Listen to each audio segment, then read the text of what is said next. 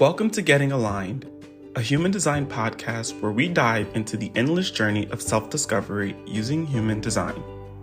This podcast is created for individuals who want to know how human design can assist them on the road towards self-awareness, healing, and personal growth by uncovering the unique blueprint that shapes each of us. From practical insights to profound revelations, Getting Aligned will be your companion on this transformative journey as we collectively step into our purpose. Whether you're new to human design or a seasoned explorer, there's something here for everyone. So, grab your favorite beverage, settle into something comfortable, and let's embark on this adventurous journey of self-discovery together. It's time that we all rediscover who we were born to be. I can't even begin to describe this past weekend experience. I actually can't even believe that the first word I am opening up my podcast with is wow, but that's a whole different thing. This weekend was absolutely amazing, uplifting, motivating, rewarding, and just an overall confirmation that I have made the best decisions for me. And it's interesting, I think of that quote or that affirmation I got from one of my clients back in 2016 in my first internship, where we went around the room and we created our affirmations. And his affirmation was, every decision I make is the right one for me. And so in spirit of that client, every decision I make is the right one for me. I just got back from Pompano Beach, Florida, at the I Recognize the Heart, Art, and Business of Speaking. Such an amazing boot camp experience by the wonderful, the magnificent Dr. Kristen Gilroy. And wow, I'm just so thankful. I'm so honored. I'm filled with gratitude and joy at the amazing souls, the amazing individuals that I got to meet, the amazing connections and friendships that were forged this weekend. Wow. I am someone who is easily overwhelmed. That is just by nature who I am. Even with good things, I can get very overwhelmed. And so meeting all these people and Dr. Kristen Gilroy, I call her Dr. KG. Dr. KG seeing me day one and bringing this part of me that is always afraid to be seen because you're going to step on someone else's toes, or if I show up in a space that I will take from someone else. I've constantly been around individuals who muffle, who diminish, who take joy in pushing down other people's light. And within a minute, I was pulled on stage and my light was just unleashed. And I am so thankful and so honored and overwhelmed and all of these things at the same time. I don't believe in canceling out any experiences. You can be excited and overwhelmed, anxious and afraid. But I choose today to not live in fear, but in faith. And because, wow. So how the heck did I get in Pompano Beach at the I Recognize the Heart, Art, and Business of Speaking? How did I get to the last ever boot camp? Well, let's take it back, because in 2020, I realized that I can do life differently. I can choose to live my life differently because of the things that I had been through. And when I decided in 2020 to leave this full-time job, I did so because I was so tired of being a part of a system that allowed the most vulnerable populations to remain sick. And I refused to want to be a part of that. And I quit my job in 2020 with absolutely no job lined up. Nothing but a license to practice therapy, with 2 licenses to practice therapy and a hope and wish that somewhere I would figure it out. And one of my dearest friends was like, you know, you can open your own practice. And I looked at her and I was like, who are you talking about? I got about 2 interviews lined up to work with someone else's practice because I don't think opening up a business is for me. I don't think that's for me. So I'm going to go work for someone else's practice. And that same weekend, I decided to drive down to South Jersey to visit my friend. I get the call back from the lady that I had interviewed with, and she said, I'm going to tell you one thing. I'm going to let you know that I'm deciding to not give you the position because I actually think you should open your own private practice. And I looked at her, or in my eyes, I looked at her and I'm like, what is she talking about? No, thank you. And I, graciously thanked her for her wisdom. And somehow one of my mentors called me and said, I'm glad she said no because you need to open your own. And I'm like, 3 times the charm. I'm like, why is everybody telling me to open my own practice? So I decided to open my own practice within that weekend. By Monday morning, my LLC was established and I went to work. I went to work for myself. And in that same time, I found myself around people who were, once again, willing to diminish my light. When you are opening up a business, every minute is precious. In my mind, at least, every minute is precious. And so I decide, if I'm not sleeping and eating, if nothing's going on, I need to write my ideas down. I need to manifest these different things for my business that I'm creating. Since people are telling me to do it, I'm going to do it. But I would find myself in spaces with people who just were like, ugh, are you doing that business thing again? Just with such disdain and bitterness. And I began to allow doubt to creep in. And so I started to do the work. I committed to what I wasn't going to do with my practice and what I was going to do with my practice. And when something wasn't working out within a week, I was like, screw that, right? And I started to change and morph once again to being a version of someone else. And, I got a lot of hits. I got a lot of requests for support. I got a lot of outreaches, rather, about seeking therapy. And deep down, I knew I never wanted to take insurance, but I started to doubt people's ability to afford services. So I gave up on that goal and I went the insurance route, which, if you work with insurance, you know that there's a lot of heartache and a lot of headache. And I put myself through that, and that delayed what I wanted to do. So I picked up another part-time job. And so I picked up another part-time job. And next thing you know, I have 4 or 5 part-time jobs, none of which allow me to give my business the time, space, and attention it needed, until I ultimately decided to go back to work full-time. And I'm glad that I did. I got hired at Rutgers University Student Health Services in the counseling center. And I got to work on a dynamic, magnificent team called Next Step. And the Next Step program is one of 3 in the nation that offers more concentrated support for college students. And the hope was, and the aim of that program is to avoid students being removed or having to leave campus because their mental health becomes too much. And I thought that my practice was going to remain, I used to literally say, my small private practice. And that was me speaking into existence, that it was just going to be this small thing I did. And so I did. And I worked. And I tried to navigate the balance between private practice and full-time work.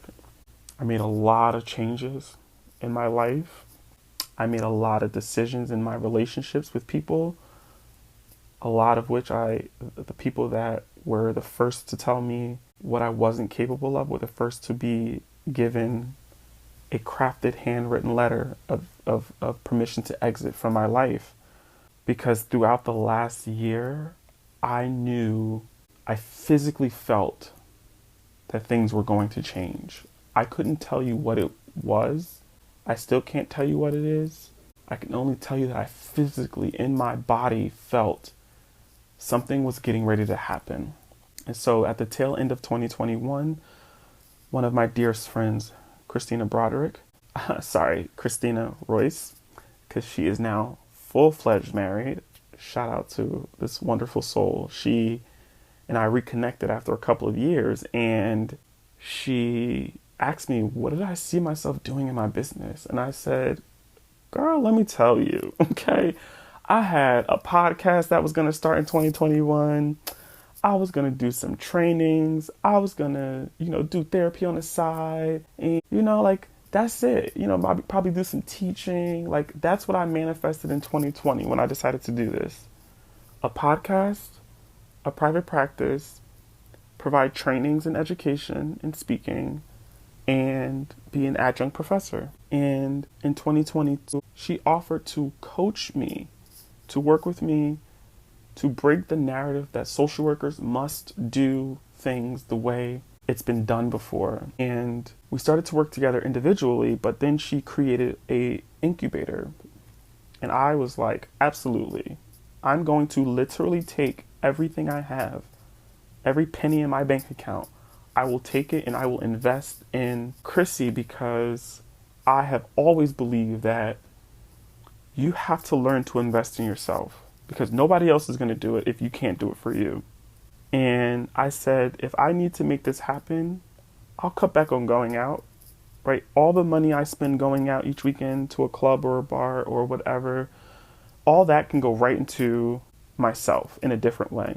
And so, side note, I throw away people's reasoning for not being able to invest in themselves when they are out partying all the time or doing X, Y, or Z or whatever, because all that energy you put into that event or that place or those groups of people, you can put into yourself. And I've always believed that. Ask friends when they will tell me to let's go out, and I will clearly say no. I've had no issue saying no when it comes to, hey, let's go somewhere. So I decided to take all of those resources and invest into myself.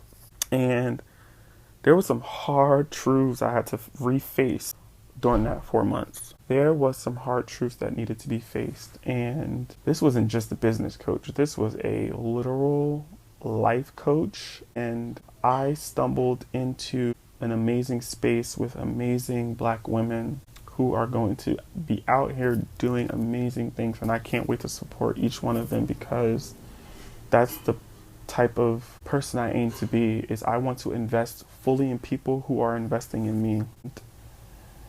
So we meet some amazing guest speakers. And so Dr. Kristen Gilroy comes in, and she is the life of the party. And I can't tell you, it must have been 12 weeks throughout the entire experience before Dr. KG came on. And I knew then and there, when that call ended, there was still more that I had to figure out for myself.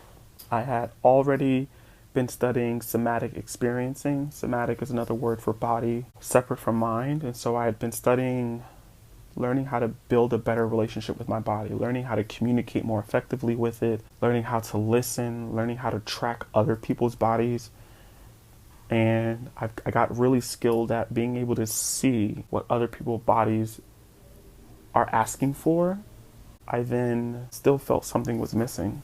And so Chrissy has suggested that I check in on something called human design, which is a mixture of several ancient sciences and modalities, including Kabbalah, I Ching, Western astrology, and the chakra system. And I took a trip in May to Pittsburgh. I'm probably rambling and mixing at my events, but I took a trip to Pittsburgh. And when I got to Pittsburgh, I was learning very quickly that I still struggle to slow down, because I book a flight home, but I book a flight home for July 15th, not realizing that I was supposed to book a flight for May 15th to get home. And when I realized I was still struggling to slow down, I took the test for the human design and found out that I was a projector. In upcoming episodes, I will talk to you about human design, and that I was here to help others be seen in the world, because I have most likely spent my entire life being unseen. And that could not have been further from the truth. I'd spent years of my life feeling like no one sees me, that no one sees me enough, or rather no one sees me for who I wish to be, that I'm often around people who see me as an object for whatever it is that they need. And I felt seen. when I read that human design chart. I felt seen when Chrissy reached out to me and told me, you can go back to what you envisioned. And I felt seen over the last couple of months when I talked to people who study human design, astrology, spirituality, religion, all of it. And I find myself registering for this I Recognize the Heart, Art, and Business of Speaking bootcamp, the last one ever. I don't know why. It's in Florida. I'm like, crap. Florida? Okay, well, let me go to Florida and, take a vacation. Well, I thought it was gonna be a vacation. It was a boot camp, y'all. It was a boot camp.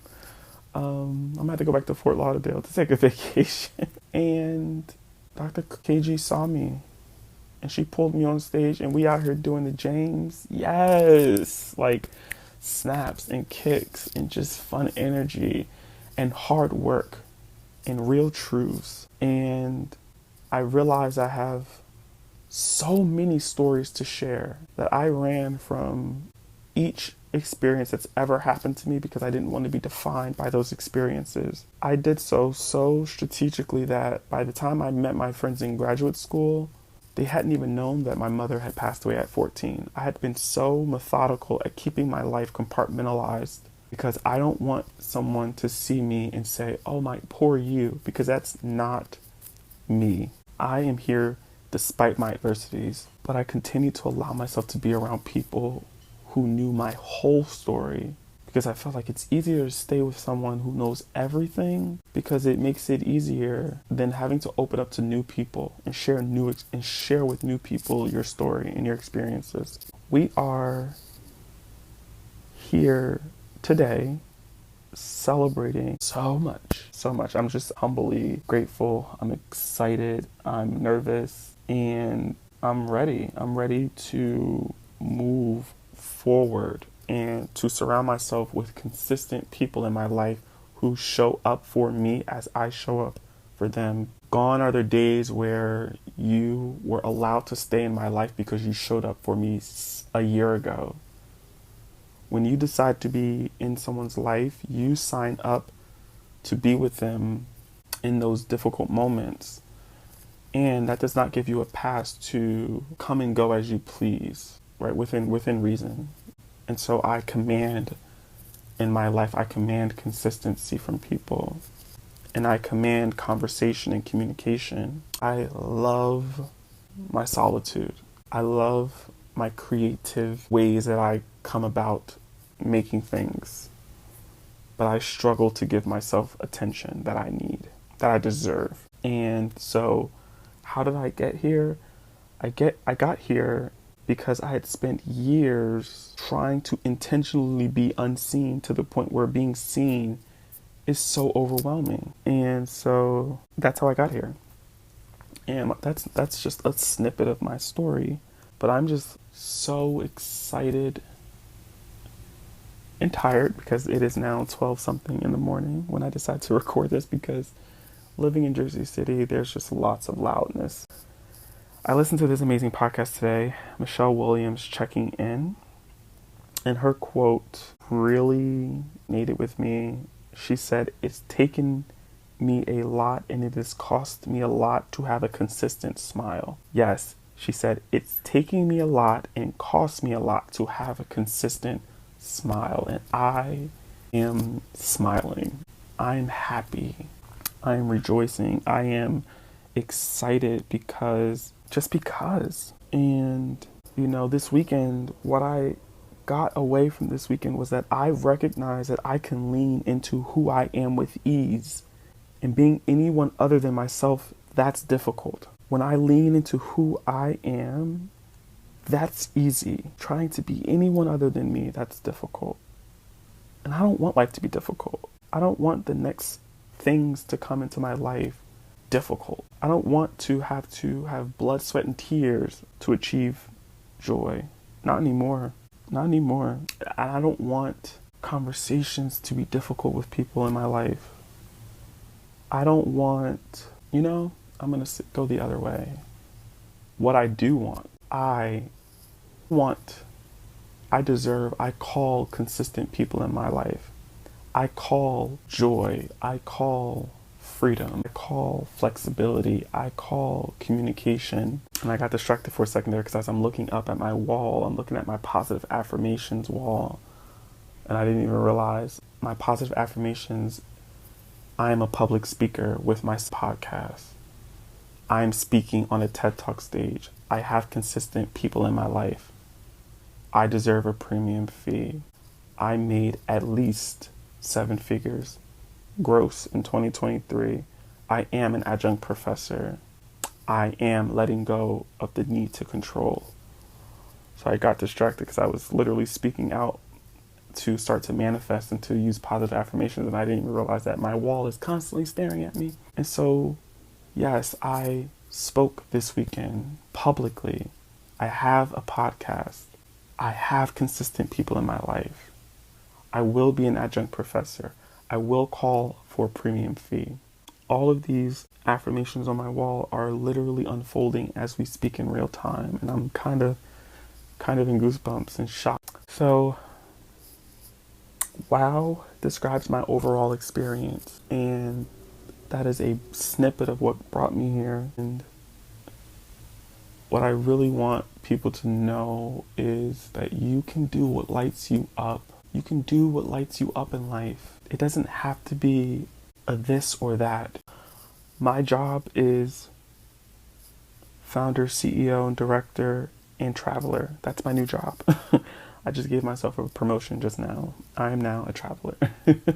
New job starting now. And I just want you to know that you can do what lights you up. If singing lights you up, you can do it. If dancing lights you up, you can do it.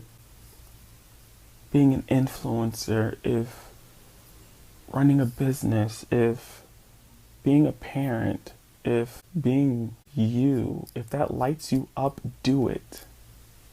Because that is easy. When you force yourself to do a job, to be around people that are unhealthy, if you have to force yourself, then 9 times out of 10 is you're doing something that does not bring you joy. And when I tell people to embrace their limitations, what I mean by that is I am not someone who can sit till 8 hours. I am neurodivergent, and I had to go over the last year. I had to accept that I'm neurodivergent and that the way my brain processes things is very different. And what others see as a limitation, I see as a strength.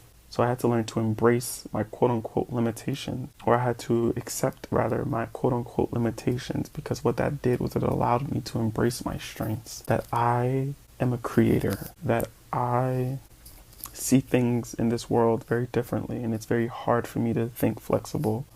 And that comes in handy in some ways. And so I just want to help generate of people realize that you can still do life and do what lights you up. That's it. This was definitely not the first episode I had planned for this podcast, but I'm doing things as they're called to me. I'm doing things when the time feels right. And I got my peppermint tea, I got my candles lit, and I was getting ready to go to bed, and I was just like, this is the time to just let this first episode be put out, because I'm still on a spiritual, energetic experience that is just so indescribable. And the only word I have, and I'll close with, is wow.